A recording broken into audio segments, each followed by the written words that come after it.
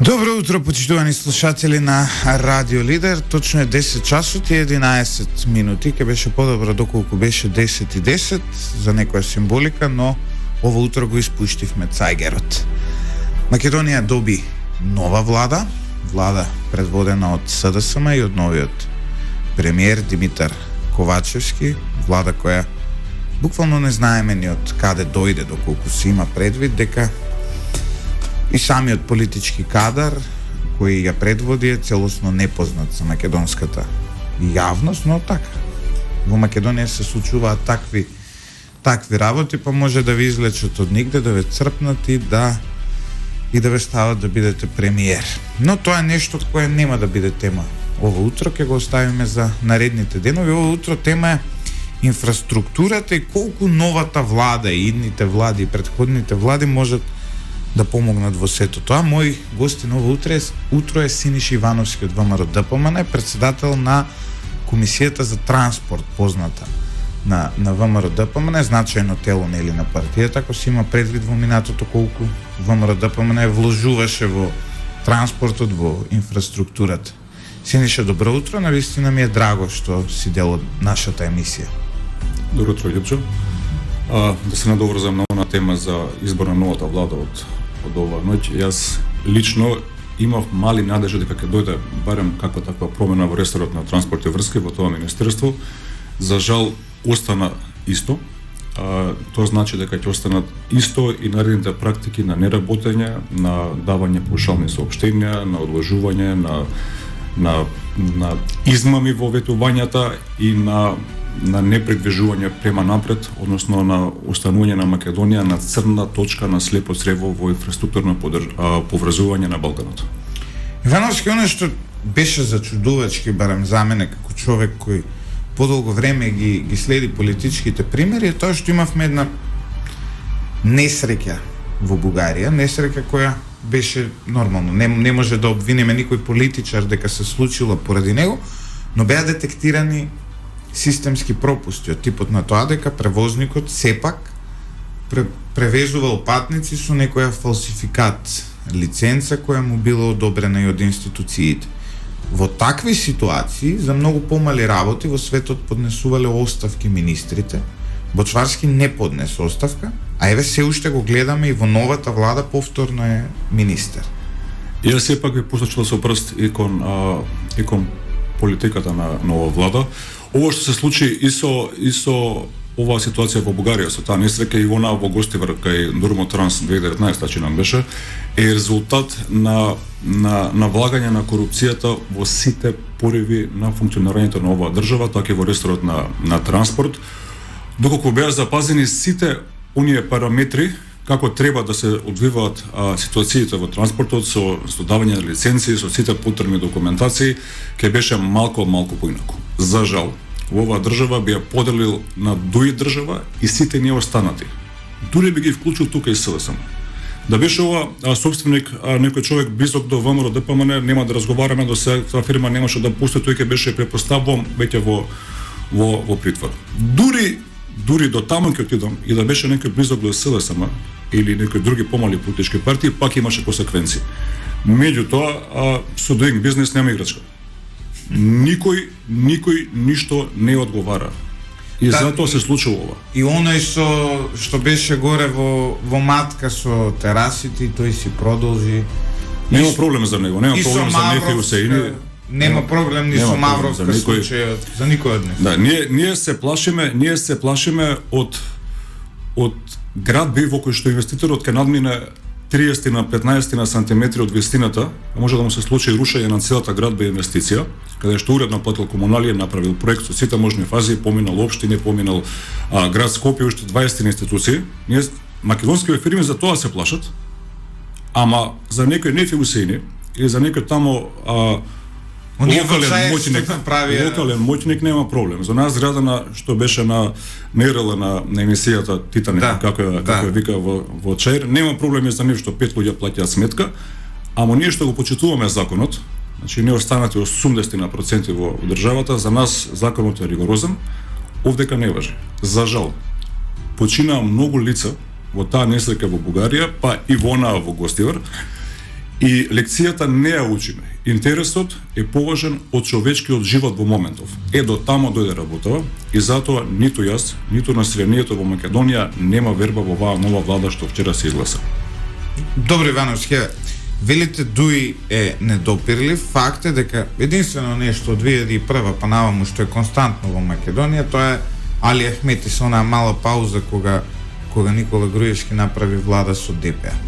Но прашањето е како да се ослободиме од овој канцер на нашето општество, а второто прашање е дали Димитар Ковачевски е премиер на оваа влада или тоа е Артан Груби. Овие 20 години, мимо оние 2006-2008 што беше, полека го создаде она тивко мнозинство, кое што само пред 2-3 месеци на локалните избори, да не кажам, експлодира во своите намери. И тоа ќе се случи повторно и наредните парламентарни избори и кои што ќе бидат релативно близко од денеска. И со тоа ќе дојде нова промена. Димитар Ковачевски, за жал, и покрај некоја наведум добра биографија, е поставен да биде браникот на се она што се случуваше претходниве 5 години, на целиот начин на владење, на сите непочитувања на законите, од оние за набавки, за тендери, до спроведување на се што е можно во државата. Димитар Ковачевски е моментално браникот, штитот на тоа. Нема да сработи ништо во неговиот мандат. Еден проект нема да памтиме, меѓутоа, она што дојде во функција и улога од неговиот претходник Зоран Заев, ќе се почитува и тоа како. Па можеби тоа е најважно во македонската политика, да им учините на оние кои ве поставиле на функција. Особено затоа што доколку од нигде дојдете и ве постават на функција, инаку можеби на пошироката јавност не е познато кој е Синиш Ивановски. Синиш Ивановски е поголем период дел од македонската политика. Вие бевте директор на претпријатието Улици и патишта Скопје, постојано сте тука негде. И доколку добиете некаква функција утре, ќе бидете човек со некаква биографија, не е да ве зеле од нигде и да ве поставиле еве сега биде ти премиер, иако пак и со вашето CV сте далеку од тоа, од политичкиот капацитет да бидете премиер. Како треба да се бираат кадри за оваа држава да може да функционира на еден подобар начин? Еве, каков раководевте со јавно предпријатие, како ги биравте кадрите, раководителите и луѓето кои беа околу вас? Пиете, пред се политиката, говорам за инфраструктурата и за овие работи, не сме да има тука никаква улога. Заради тоа што добар инженер градежен е добар инженер градежен, без разлика на неговото идеолошко или какво и да е определување. Може да е не сме да има. СДС, може да е ВМРО, нека биде тоа што првиот постулат по кој што ги ценев и ги почнував да ги делам луѓето, значи квалитет и неквалитет. Ние во тоа време со Куца Треновски направивме сериозни проекти во интерес на градот Скопје, кои што би сакал да видам да се повторат. Меѓутоа, она работење што беше од тие 2 мандата на град Скопје до сега не запамтено. Се надевам лично дека веќе Јарсовска до овој мандат ќе почне да оди по тие чекори, да направи навистина еден голем инфраструктурен бум, меѓутоа квалитетот е број 1. Не сме ништо да отиде пред тој квалитет и да направиме паралела на функционерите кои што беа претходниве 5 години и на оние кои што претходно па и во времето на Никола Груевски има сериозен разлика во капацитет и во квалитет. Од собрани од улица и од кафани, да не кажам вака грубо, до луѓе кои што имаат сериозен бекграунд во Европа и во американските образовни институции. Да, кафаната е навистина главен избор на кадровски решенија во Македонија. Па така сме виделе дека некои станале директори, па дури и министри, затоа што на некој друг му биле другари од кафана. За жал да. Она што е навистина важно е глобалната инфраструктура во нашата земја. Ние гледаме една стагнација, би рекол, веќе подолго време, како не сме виделе ниту регионален пат да е изграден, да не зборуваме за автопат или нешто слично. Заглавени се со години и оние проекти кои ги почна Никола Груевски, кој веќе ќе се стекне колку таму години помина во Будимпешта, они се уште не довршиле тоа што човеков го почна. Патарини не можат година дена да направат на Демирка, на овој штип до Миладиновци. Како ќе опишете ситуацијата? А таму се пофалија дека, не знам, 3000 или 30.000 километри дека изградиле. Сакате да ви кажам како они манипулираат со бројките. Например, ако некоја делница од едно населено до друго населено место е вкупно 60 на километри и на него имало потреба од рехабилитација, да кажеме, од 2 километри. И они извршуваат таа рехабилитација од 2 километри и на крај во нивните баланси ги ставаат 60 километри. Поради тоа што таа делница е 60 на километри, пример Кочани Пониква, баш конкретно за ова говорам, ако тоа е 40 на километри, тие направиле на еден дел рехабилитација и во нивните баланси на реконструкција или рехабилитација го ставаат целиот. Ова е као со девојки, ако пробате со некоја да направите нешто, да си ја рачунате како да сте биле со неа. Ова некоја таква математика доаѓа. Да, може, ако си имате на некоја социјална мрежа, да можеш да кажеш дека имате поголема близина, да. Истото и ова, затоа они доаѓаат до некои бројки кои што и не може никој ни да им ги провери, да кажеме, во моментов, меѓутоа е далеку од вистината. Далеко од вистината, затоа што ја не сум видел негде нов пат негде да пробијат. Ние не можеме да збориме за инфраструктура во оваа држава. Ние киче во Охрид. Не е завршен, нема право СДСМ да збори за никаков успех во инфраструктурата. Само за информација. 2017 година, кога имаше промена на власта некаде мај крајот, беше околу 49% реализиран тој автопат.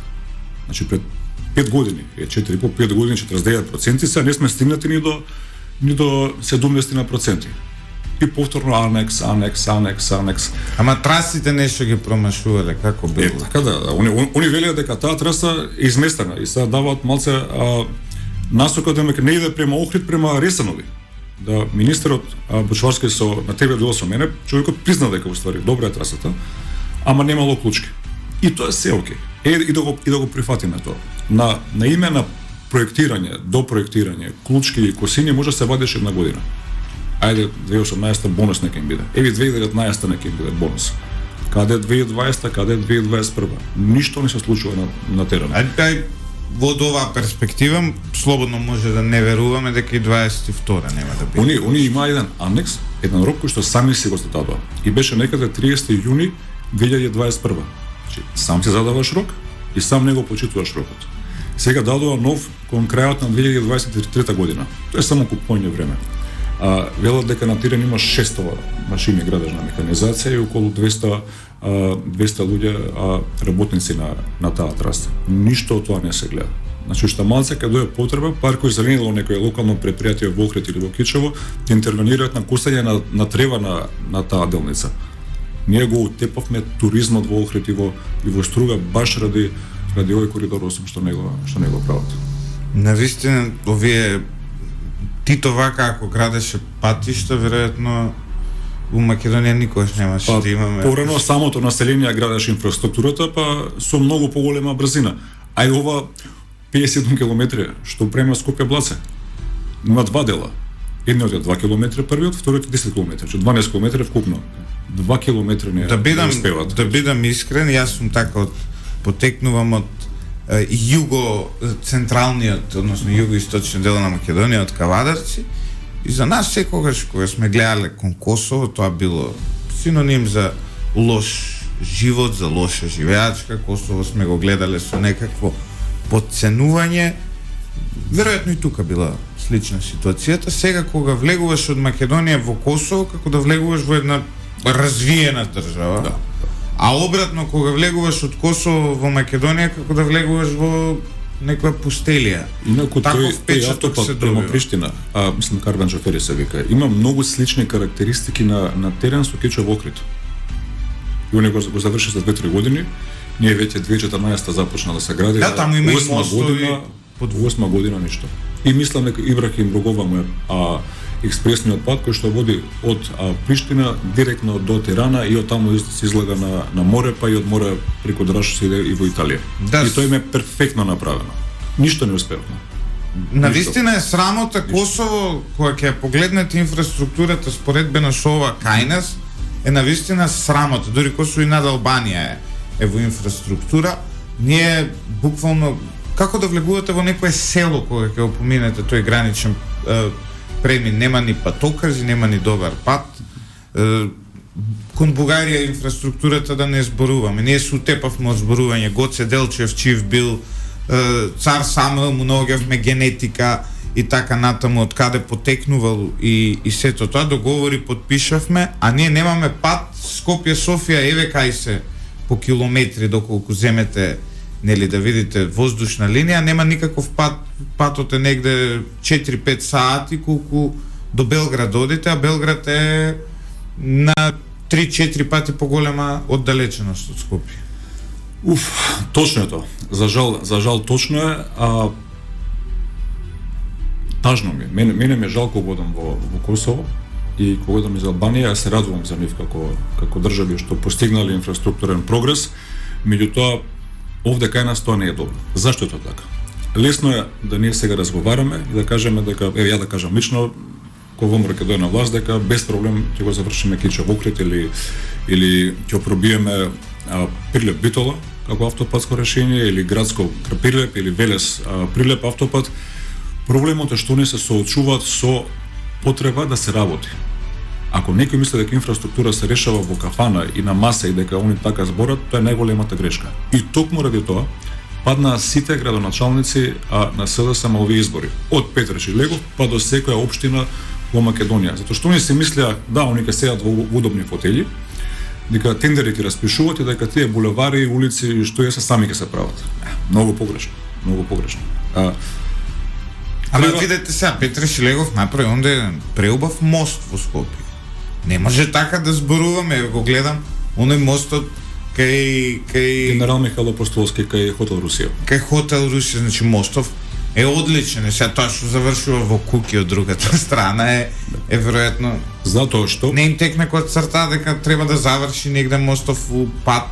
Се знаеле кај завршува и колку проблеми имале. Полесно да се подпише со Пенкало договор за изградба на мостот, а многу потешко да се решаваат имотно-правните односи во тие куќи и луѓе што живеат таму, да се примат сите на состанок. А еве сега, на пример, не знам како се законите, еве ја ако имам куќа таму, да знам да потрчам да купам. И им викам, не ви давам низ мојата куќа да поминете.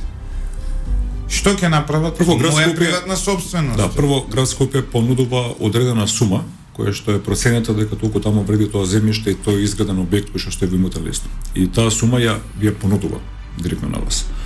Доколку таа сума не е прифатлива и доколку никакви емотивни врски ве влечат кон тоа живеалиште, почнува постапка која што најчесто завршува на суд. Меѓутоа, кога се гради, кога се менува инфраструктурата, урбанизмот мора да има и некои несакани моменти. Значи мора понекогаш и да отиде некој дрво.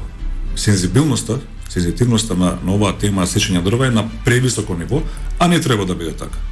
Заради тоа што да, важно е секој дрво, меѓутоа може да се насадат уште 15 дрва заедно исечено. Меѓутоа не може да ставиш автопат на 200 метри десно или на 200 метри лево. Така. Да. Многу ја зголемува и вредноста Да. И премногу се внимава на зеленилото, што е добро, не велам не.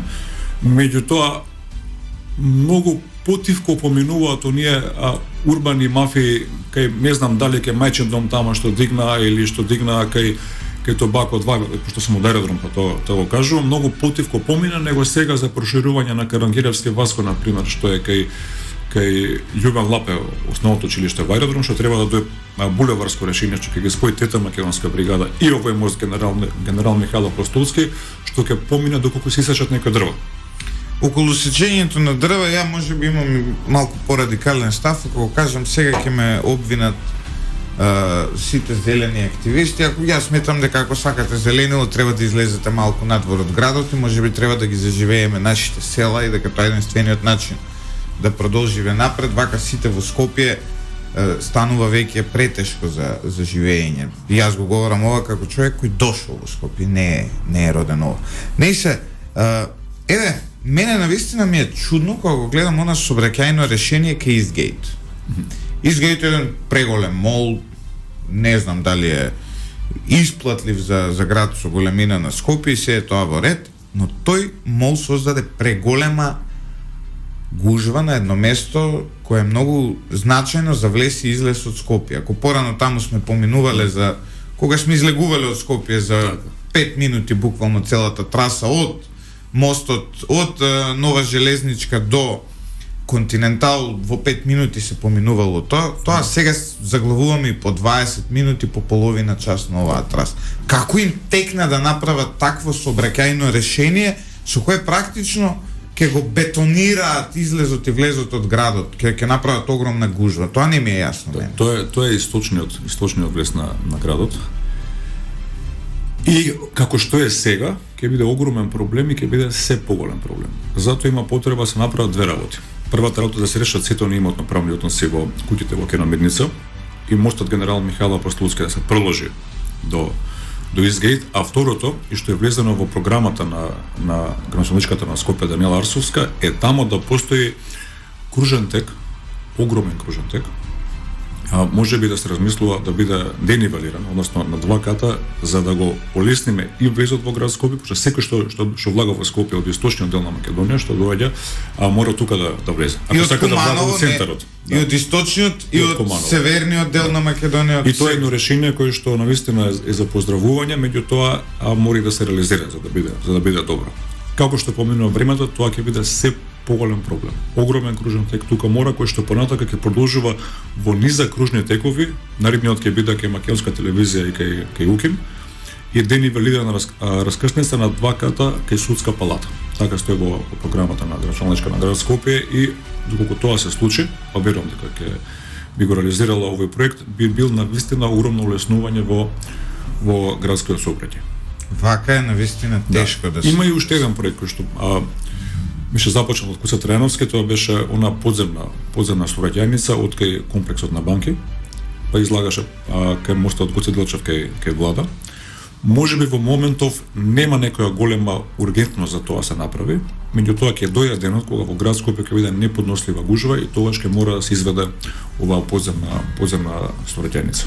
Во Бразил богаташите тие гужви ги решаваат со набавка на хеликоптери, се надеваме дека може би во Македонија ќе почне тоа да го прават.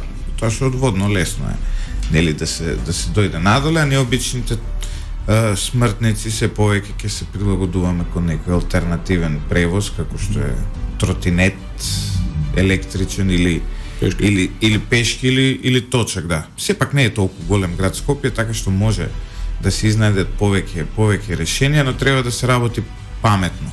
Во однос на проектите на централно ниво, Ивановски, што е она што ВМРО смета дека треба да се преземе? Кои се вашите програмски определби да се преземе во остатокот од Македонија? Пример, истокот гледаме дека со овој нов автопат е навистина многу подобро организиран експресниот пат кон Кочани, пола е завршен, пола не е, но е исто така добро решение кој им го олесна многу живот. Апсолутно. Тот на луѓето од таму, особено јас често патувам натаму и можам да кажам дека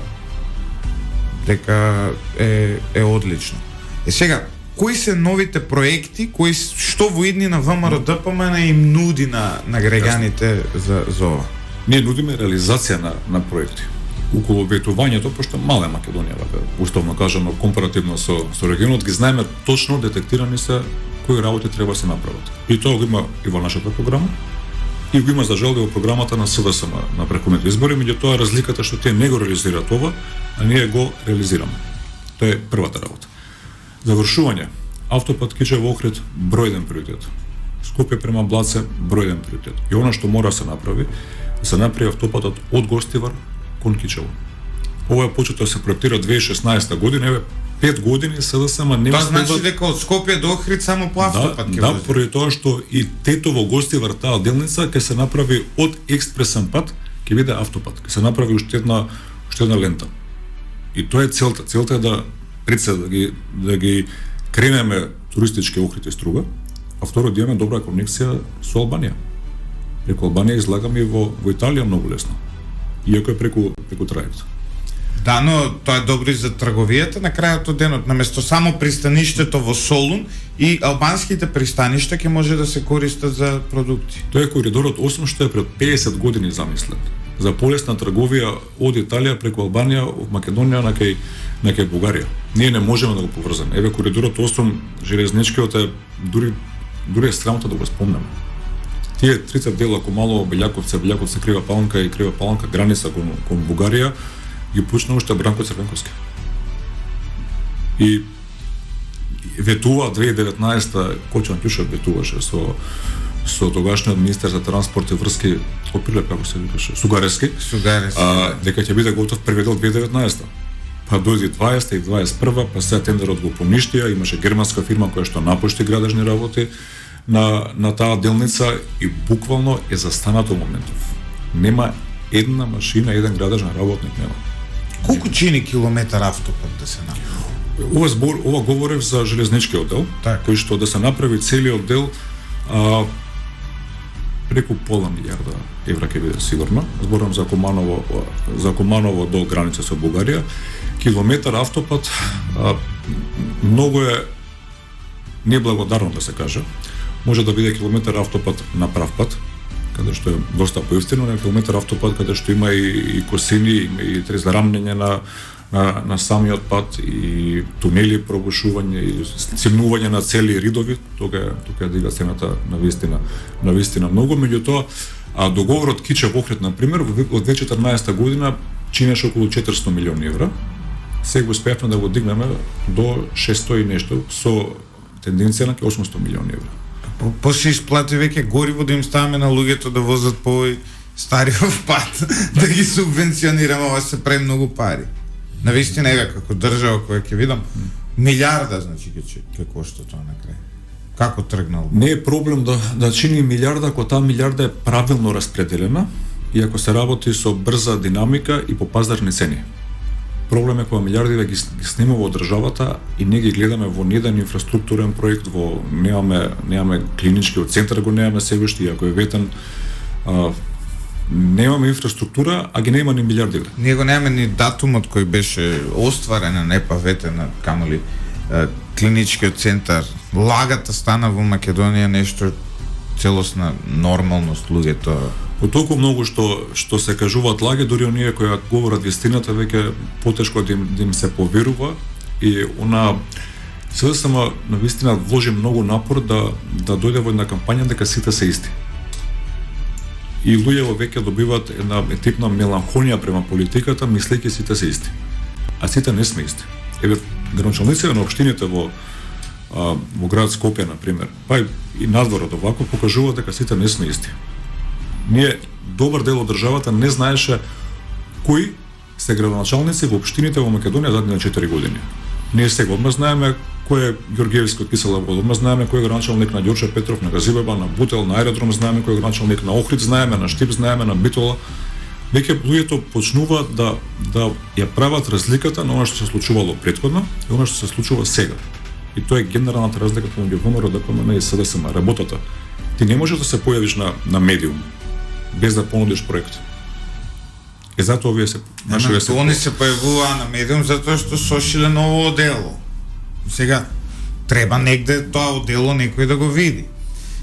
Исто така имавме ситуации во кои буквално се нудеа цели нови проекти, цели нови некои огромни замисли за средување на ситуацијата, тие не влегоа ни во фаза на визибилити студија.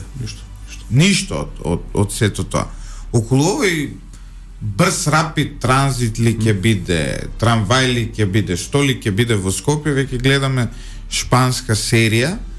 Петре Шилегов се обидуваше да направи нешто што ја уште не сватив што е тоа. Како изгледа, каква е замислата, трамвај ама со гуми, што не е трамвај, де факто тоа е автобус. Автобус, бас рапид, автобус се вика, така да. Да, се вика и автобуси, ама зошто сака како трамвај да го продадат? Па потоа дојде Даниела Арсовска, реши да се повлече, па потоа имаше од ЕБОР одреден притисок, што е нормално, ЕБОР сака да си ги потроши нели парите, кај да си даде кредит, па потоа ние да ги плаќаме каматите. Што со сето тоа и кој е најдоброто решение за Скопје во однос на овој брз рапид? Брз рапид системот нема да се случи во Скопје очигледно. Градушничката на Скопје Даниела Арсовска го прекина тој проект, кој што ќе беше прескап, ќе го раскопаше цело Скопје во наредниве минимум 5 години и ќе добиевме скоро ништо. Зашто го велам тоа? При се не можеш символот на Скопје, булевар партизански одреди, да се раскопа од Соборен храм па се до Ѓорче Петрев, во тоа средишно зеленило, каде што се наоѓа главниот водовод во град. Да, ги знаеме тие аргументи. Сите тие работи. Не е приказната, не држи вода едноставно. Барем не за овој град, не за овие, не само градот, треба ги изборуваме навиките на луѓето. Треба луѓе да ги поминуваат по 3 ленти од булеварско решение за да дојде до да се качи на автобуска станица да се силне. По пешачки логика, пешачки премини. Тоа се толку многу нови пешачки премини. Дали ќе има предвидено подземен, надземен и многу чудно е. За тој Bus Rapid систем има идеен проект. Значи нема основен проект, нема структуриран до детали разработен проект. И дури чудно ме како ЕБОР дава толкова сума на пари врз база на основен проект, на идеен проект, значи на замисла. Тоа не е до крај прецизирано. Не е ни проект. Се уште не е проект. Не е ни проект. И видете, дали тој проект некако бенефит можеби ќе добиеше, претпоставуваме да.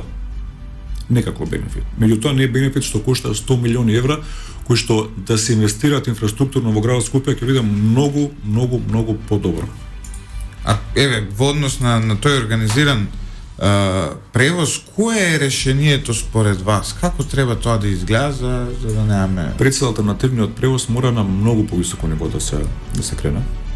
Трамвај тоа уште Трифун Костовски кој меѓувреме банката му пропадна. Нели планираше трамвај, ветуваше пред тоа Ристо Пенов. Код се не вети трамвај, не вети ништо такво. Треба да поминува низ плоштад трамвај ако има. Да. Иначе во Скопје е планиран трамвајот многу години претходно. Ако може да приметите ако ќе на нареден пат партизански одреди и во делот на Карпош 2, на 3, на 4, после самиот булевар има едно мало зеленило и потоа има пешачка патека. Делот кај зеленилото кај што има жадење поставено е дел кој што е предвиден за трамвај многу одамно. Меѓутоа како што се зголемува градежната експанзија во главниот град, каде што сега ќе имаме неколку огромни комплекси, бензинската да му помине трамвајот. Да, како што има многу инфраструктурни објекти, така ќе има поголем број на возила. Мора алтернативни решенија. Мора мостот кај дискочи од аеродром во Газибава. Мора се направи булевар Хрватска, кој што никој не го спомнува. Булевар Хрватска го заокружува рингот во град Скопје, кој што почнува уште од општина Бутел, па булевар Босна Херцеговина, па Словенија, булевар Словенија, па Босна Херцеговина, па Црна Гора, па доаѓа булевар Хрватска да го спои со булевар Србија. И тоа е делот кој што поминува од кај стекадата во автокоманда кај Клучката. И ќе заклучиме цела Југославија, нели? Од булевар Хрватска на булевар Србија. Така е осмислено по имињата на оние поранешни републики како дел од СФР. Меѓутоа булевар Хрватска е огромен проект од значење за град Скопје. И не сум да ја знам словенечка, нели? Тоа е во Бутел. Потоа оди Босна Херцеговина. Така? Да. Делот е помеѓу Босна Херцеговина и Христа Тодоровски Карпош. А каде е уствари булевар Хрватска вака? Кај треба да биде внатре во делот на Железара. И тоа е многу тежок за изведба. Има 4 згради стамбени кои што треба да се дислоцираат. Има огромни со многу голема киловолтни кабли на Ивана кои што треба да се дислоцираат. Значи практично и ќе излезе овде на булевар Србија, односно веќе со аеродром ќе се спои. Покрај таа делница ќе се стави и исто огромен водовод во град Скопје, ќе се затвори уште еден прстен на водоводот. Значи ако имаме проблем, ако тикнам пред 2-3 години имаше 90% од Скопје немаше вода ден-два поради дефект. Тоа ќе има бепас. И ова е проект што чини преку 20 на милиони евра. Меѓутоа мора да се направи. Овакви решенија му требаат на Скопје за олеснување на сообраќајот. Да не се лажеме. Дека ќе се намалат бројот на возилата во град Скопје, дека ќе се намалува сообраќајниот метаж. Или тоа пар не пар што предлага. Не, решение треба за сукување на ракави и реализација на нови сообраќајни решенија и инфраструктурни проекти од интерес на скопјани. Доколку не се случи ова, Скопје ќе биде уште позаглавено и уште потешко ќе биде да се живее овде. Скопје во ред се сообраќај. Не е страшно. Океј, некогаш има малку заглавување, меѓутоа за 20-25 минути се стига секаде. Во која главен град на европска држава се стига за максимум половина час од било која точка до било која точка. Многу се поголеми по пространност градовите. Се и пространо и се поголеми и има поголеми гужви. Значи, сообраќај во главни градови е нешто што веќе полека е неизбежно да се случува. Меѓутоа мораме паралелно, секој како што се зголема бројот на возилата, да се зголемуваат и сообраќајните решенија, да се отвараат нови ленти, нови скршнувања према десно и према лево за да се тоа случува. Иако праксата во моментов, трендот секаде да се одзимаат по една лента од булеварите, да се наменува за алтернативен превоз за велосипеди, тротинети и пешаци. Меѓутоа тоа прво треба да ги смениме навиките лични, а за да дојдеме до тоа. Во Македонија ќе ви паркираат кола, така што џабе ќе поделите таа траса. Да, навистина интересни погледи ми отворивте и мене ово утро, некои работи за кои не бев ни свесен дека некој некогаш ги планирал, и уште посум фасциниран од феноменот Југославија и колку стратешки размислувале во таа земја, за разлика од сега кога некако се решенијата се така ден за ден. Па дури и ВМРО ДПМН, ако сакате, со овој проектот Скопје 2014 дојде од нигде, ајде ќе го правиме, направија што направи и сега да, има нови згради, има нов простор и се е тоа во ред, но некои работи на вистина од денешен аспект се гледа дека не се плански направени. Инфраструктурата мора да се прави плански со децениски стратегии кои треба да бидат следени. Проблемот е што наместо тоа кај нас ние имаме се ад-хок решенија некакви. На Скопје му треба две работи. Прво, инфраструктура, подобрена тоа што е сега, следствено со сообраќај, случајни решенија, и второ му е запирање на градење било каде, под секоја цена, под лични, водени од лични интереси. Ако ова не го направиме второто, попушта ќе го правиме и првото.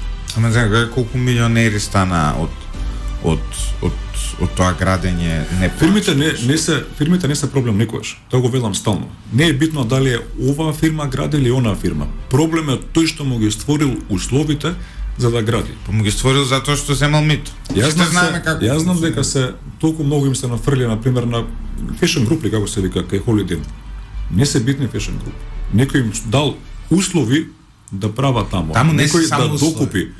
Кој да е? Мора да признаеме дека таму некој им дал и услови, а некој дал и благослов. И да се гради кај Мајчедом аеродром дали услови. И да матка има платформа некако дозволил тоа. Не се криви луѓето и фирмите. Разговарав со еден владика скоро, ми рече дека Holiday Inn од Господ е благословен како проект и дека ние сите кои сме биле против тој проект сме служиле на сатаната. Така што таму има големи бизниси и таму се соочуваме баш со она што е Македонија. Корумпираното судство преку одредени чинители кои таму се дел од сопствеништвото и менаџментот, да не ги споменувам сега со име. Корумпираната црква, која исто така е дел од целиот тој проект, и корумпираната власт која го дава аминот на целиот тој проект. Така што таму имаме буквално трите и урби et орби, што би рекле е тој проект за корупцијата во нашето општество. За жал нема да се спречи, колку што дознавки имало некаков референдум во општина Центар, но пак референдумите многу тешко проаѓаат и така натаму, и таму ќе се гради. Таму веќе се гради. Почнува откако веќе платиле комуналии. Горе-доле толку е приказката. Не може никој да го спречи, ќе има сериозни пенали од аспект на финансии према оној што е инвеститор. Целата работа е да не дојде до некој инвеститор да гради на место каде што не е предвидено и не е нормално да има градно. Тоа е целата работа. Еве, јас се прашувам кај ќе паркирам. Сега кога одам на плоштад, пошто сум од аеродром, кога одам на плоштад, знам дека во ГТЦ доле паркингот имам повисока кола, не ми ја собира. Тодор Александров ми е веќе далеку за возење, односно Беко, сега више имињата ги менјаат цело време, Најпрактично ми е да паркирам на паркингот тука кај Холидин. Најпрактично. На тема Беко. Добре? Да смениш име на гаража од Тодор Александров. Океј. Има мислења и вакви и такви поделени. Да го ставиш Беко е малку смешно. Знаете што е Беко у превод? Белградска конфекција. Белградска конфекција. Зашто пового во 2021 и 2020 година да ставиш име на катна гаража Белградска конфекција? Не е јасно, нешто што не постои со декади веќе. Не е присутно. Па на пример имаме такви многу примери. Добро е, пак добро е. Можеш и под некој командант на учека да ја крстат, па да се викаше или жив и уште Агим Красничи или нешто слично катната гаража, па да се чудевме уште повеќе. Затоа докај се стигнати работите во Македонија или па и ВМРО претерувавте и вие сега искрен да бидам. Сега Ленинова со години се знае Ленинова, Ленин ваков таков нема врска. Ама сега па Аминта трети да ја крстеме по некој таму од пред 2600 години што живеел, а не знаеме дали е митска фигура или реален лик, па и тоа не е. Се согласувам. Има луѓе од држава више не знаат на која улица живеат. Точно. ВМРО ја применуваат со тоа едно масовно применување, вие што го направивте. Потоа доаѓа СДСМ ги враќа назад, сега пак доаѓа ВМРО, пак ги менја. Сега имаш ти возачка, лична карта и пасош и на сите три документи имаш различна адреса, уствари на исто место живееш. Помал греф е да смениш име на улица, колку името на твојата држава да се го смениш. Добро, да. Ово другото се коригира. Јас се исто велам дека ако била Ленинова цел живот, требало да биде Ленинова и сега, не Аминта трети. И тоа на некој совет на град Скопје се искоригира. Тоа може се коригира. А менување на нерегомност име на сопствена татковина не се менува. Тука така. Тука тоа е сериозна тука ќе се согласиме, па сега и на уствари тие може да имаат уште на некој документ па името сменето, буквално некој во странство сметка да отвара негде, луѓето ќе се збунат, кај живее овој, ќе помислат дека има лажни документи. И тоа говори за една парадоксална ситуација со која се соочуваме ние како земја. Околу загадувањето на Скопје, само зимно време имаме очигледно проблем со загадување. Како би се решило тоа? Законски измени. Не ми е лично тематика на функционирање, повеќе се занимавам со инфраструктурата, меѓутоа периодов и во разговор со инспекторот од град Скопје ме информира дека немаат право да влагаат во индивидуални домовања.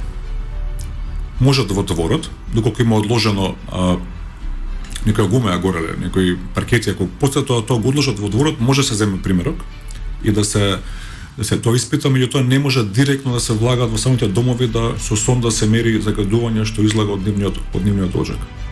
Тоа е огромно. Имаме капацитети производствени што се огромни. На пример, може би не знаете, оние што произведуваат мебел се навистина големи загадувачи на воздухот, прехранбена индустрија. Да, но тие во лето произведуваат. Знаете, се согласувам тука со вас. Тука и Усија, тука и Железара, тука се и сите тие, но тие во лето работат.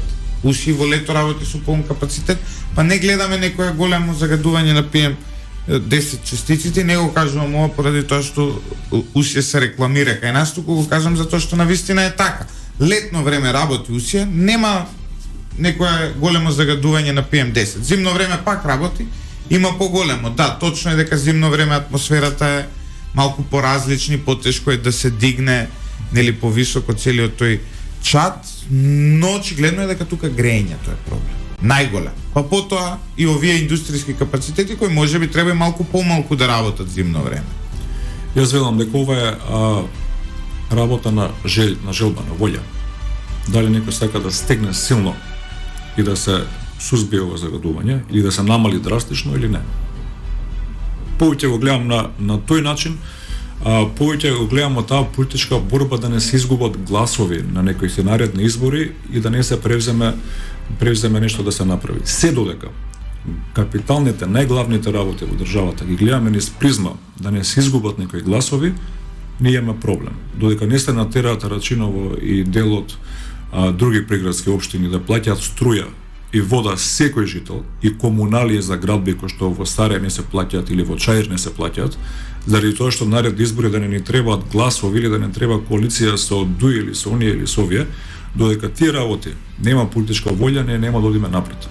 кога ќе ги решиме овие работи во интерес на сите и да се наплаќа секој и да се казнува секој, ние немаме прогрес.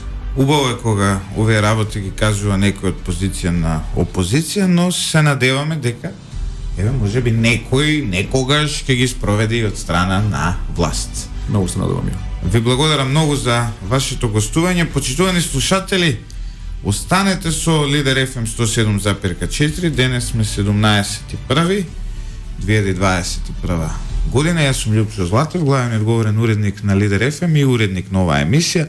Техничката реализација ово утро е на Горан Лазаровски и Димитар Митровски. Останете со нас и нормално читајте lider.mk.